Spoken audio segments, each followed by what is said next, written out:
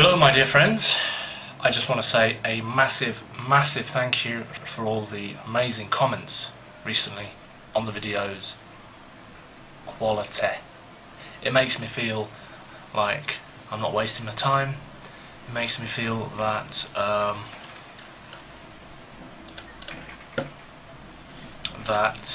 what I'm saying isn't a load of rubbish, and it's just nice. You know, it's nice to get in touch with people and communicate, make friends. Nice. Anyway, so thanks. Now, Shakti Pat, you're going to be proud of me because I've been reading the Bhagavad Gita. Sorry. It's not the Prabhupada translation, you'll be sad to hear. It's the Juan Mascaro translation with an introduction by Simon Brodbeck. And it's a good read. It really is. I mean, wow, this is a seminal text. This is a key work. A nice slice of truth. Absolutely. Actually, this is epic. For me, the real reason why I love this, I haven't finished it yet, but I love it. The main reason why I love this is the fact that it's taking place in a battle. And the amazing thing about this is we're so used to the hypocrisy of religion. It creates a very sort of black and white world, and a very coded world with lots of rules and regulations.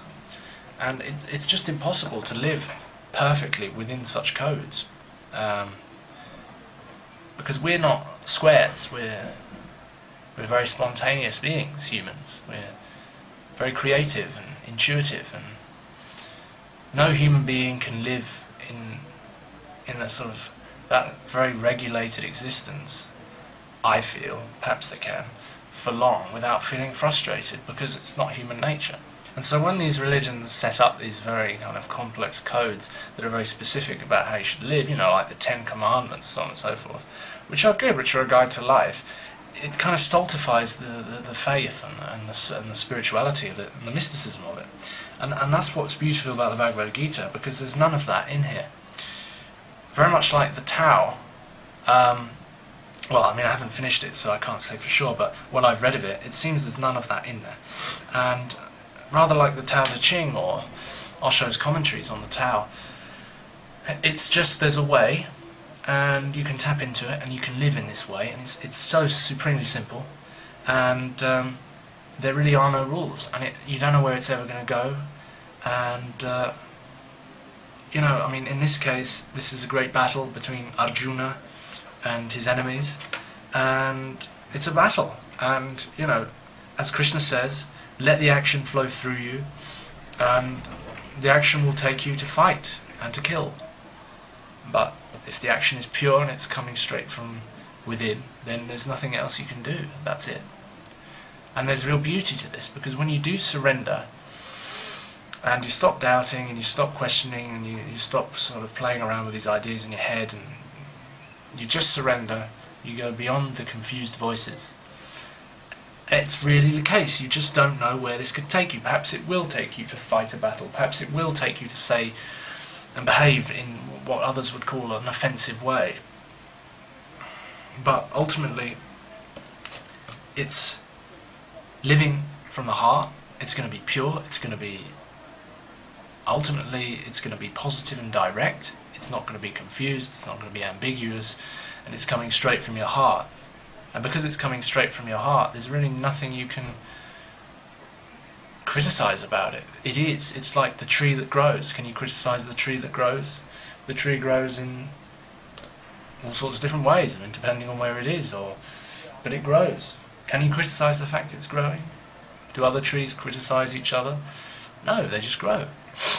It's the same with us. We just need to grow. We just need to just trust in our inner growth, which is a process that will take place, which is life, flowing through us all. The way, the Tao, God, call it what you will. And the Bhagavad Gita really illustrates this point. I mean, they're on a battlefield. Krishna says, look, there are no rules.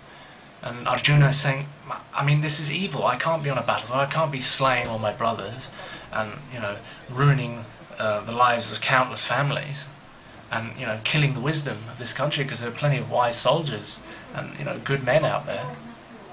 And Krishna says, look, you can't look at the world in these ways. There are no rules. There is only life, or God's will. Life. I call it life. God's will sounds too authoritarian for me. I say it's life flowing through us. And it has a path it must follow. And if you yield to it, you will act singularly, in peace with yourself, in joy, and without attachment. And that's just, I mean, what higher existence could there possibly be? Because anything else is hypocrisy and conflict. If there are two voices in the head, it's conflict. It can't be truth. It must be just one action, one pure action. Anything else is a reaction. If you've got some code, if you've got some religious text, and everything you do is relative to that, then there's two of you. There's the text and you. And there's a split, and then there's conflict. Because the reality of you is beyond the text. It's spontaneous. The text is a frozen expression, and you are flowing. So you're going to crash against the text. At some point you're going to crash. It's the same with all sorts of dualities, inner dualities. Obligations on the one hand, and what we want to do on the other. There's a horrific fight between the two, and what do you get? You get terrible things that happen, that come out of that. Violent responses.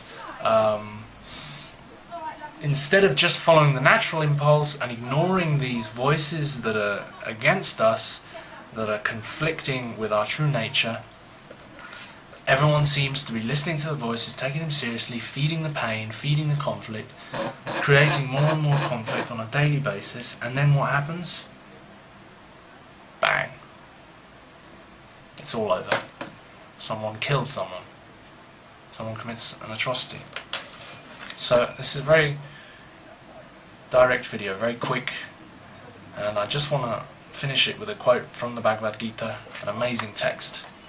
I haven't finished it yet, so I'm not fully acquainted with it, but I'm reading, I just flick the page, what feels right, I read it and I find something incredible that really confirms to me what I'm feeling, and that's beautiful, because the text's a mirror, ultimately, to find yourself, to find your own truth. All the texts have this, all the texts have their gems in them, they can be found. But this one I'm finding especially impressive, and I have a quote here from the Bhagavad Gita, chapter 4, verses 39 to 42. He who has faith has wisdom, who lives in self-harmony, whose faith is his life, and he who finds wisdom soon finds the peace supreme. But he who has no faith and no wisdom, and whose soul is in doubt, is lost, for neither this world nor the world to come nor joy is ever for the man who doubts. Doubt, you see, inner conflicts, two voices. You must never doubt. He who makes pure his works by yoga, which is awareness, who watches over his soul, mindfulness, and who by wisdom destroys his doubts, so when the doubts arise, you step back, you don't feed into them, is free from the bondage of selfish work. Obviously, because you're not going to be living from conflict, you're not going to be living from these doubts that are based on attachments and fear. Kill therefore with the sword of wisdom the doubt born of ignorance that lies in thy heart. Be one in self-harmony, in yoga, and arise, great warrior, arise. What a bombshell, man. What a bombshell. Mwah. Respect. So that's it. Follow your heart. It's as simple as that. Be true to yourself. Don't take shit from these voices in your head. Don't live from conflict. Don't be ambiguous and confused. Live from your heart. If you are confused and there are so many voices in your head, don't do anything. Wait, the voices will still down and action will come into play. Pure, karmic action. Peace.